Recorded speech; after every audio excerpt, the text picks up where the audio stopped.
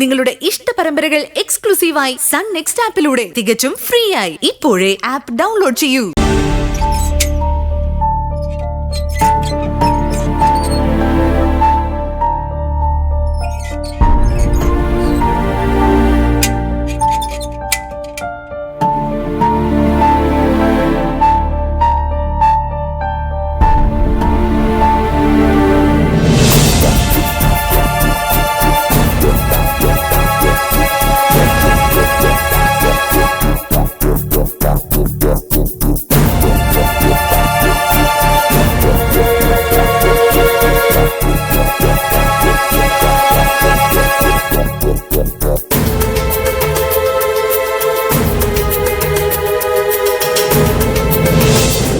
സ്വപ്നം കണ്ട സ്വർഗതുല്യമായ ജീവിതത്തിന്റെ സ്വർണ്ണ തിളക്കമാടി നിന്റെ മകൾ എന്നിൽ നിന്ന് തട്ടിയെടുത്തത്. എന്റെ സൗഭാഗ്യങ്ങൾ മുഴുവൻ തട്ടിയെടുത്ത അവളെ അധികം നാള് സുഖിച്ച് വാഴാൻ ഞാൻ അനുവദിക്കില്ല. അവൾ ഇരിക്കുന്നിടോ ഞാൻ കുളം തോണ്ടും.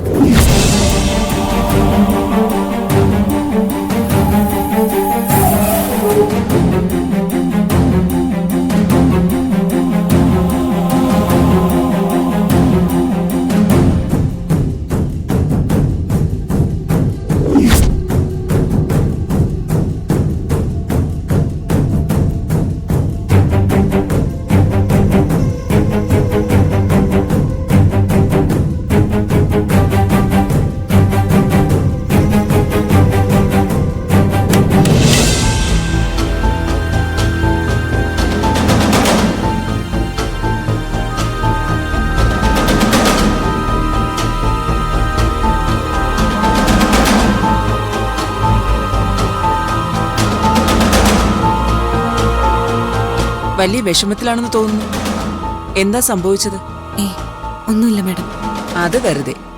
തന്റെ മുഖം ഇത്ര വാടിയിരിക്കാൻ എന്തോ കാരണമുണ്ട്. അത് മാഡത്തിന് തോന്നുന്നതാ. മനസ്സിലെ ഓരോ വികാരവും പ്രതിഫലിക്കുന്ന മുഖമാണ് തന്റെ. അത് കണ്ടാൽ ആർക്കും മനസ്സിലാവും. പറയൂ, ഇന്നൊരു വിസിറ്റർ ഉണ്ടായിരുന്നു അല്ലേ? ഉണ്ടായിരുന്നു. അതൊരു സൗഹൃദ സന്ദർശനമായിരുന്നില്ല, ശരിയല്ലേ?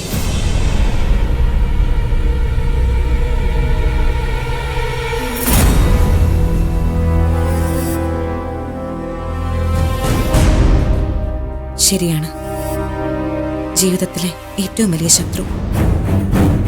എന്നെ വിസിറ്റ് ചെയ്യാൻ ആരാണ് അവരെ കയറ്റിവിട്ടതെന്ന എന്റെ സംശയം. തന്റെ ഈ സംശയം ന്യായമാണ്.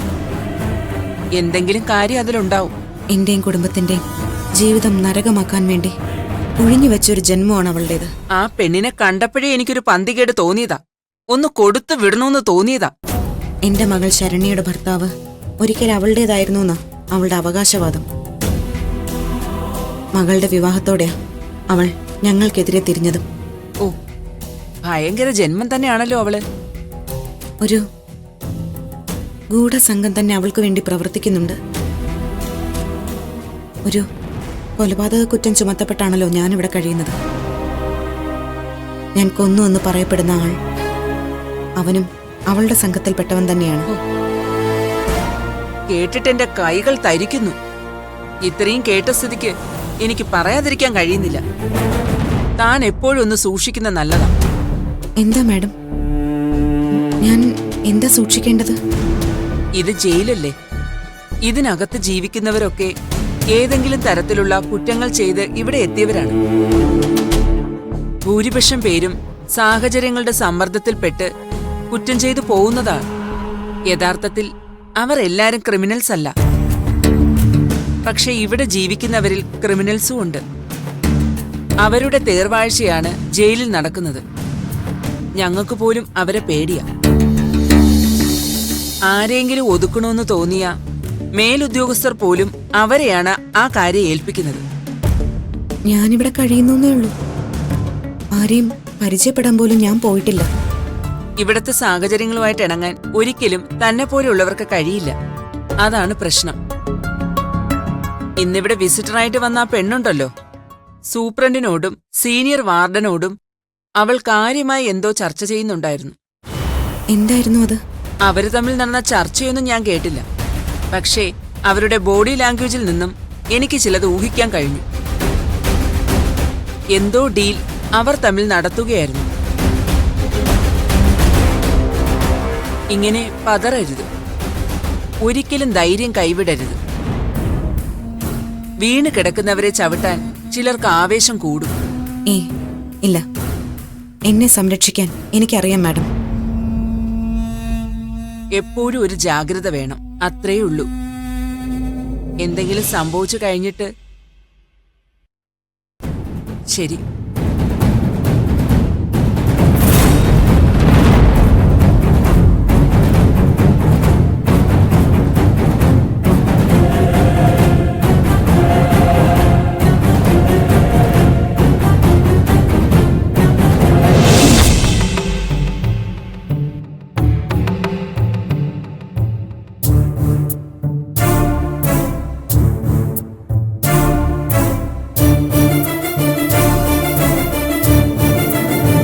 അവര് തമ്മിൽ നടന്ന ചർച്ചയൊന്നും ഞാൻ കേട്ടില്ല. പക്ഷേ അവരുടെ ബോഡി ലാംഗ്വേജിൽ നിന്നും എനിക്ക് ചിലത് ഊഹിക്കാൻ കഴിഞ്ഞു. എന്തോ ഡീൽ അവർ തമ്മിൽ നടത്തുകയായിരുന്നു.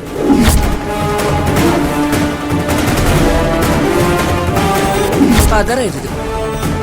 ഒരിക്കലും ധൈര്യം കൈവിടരുത്.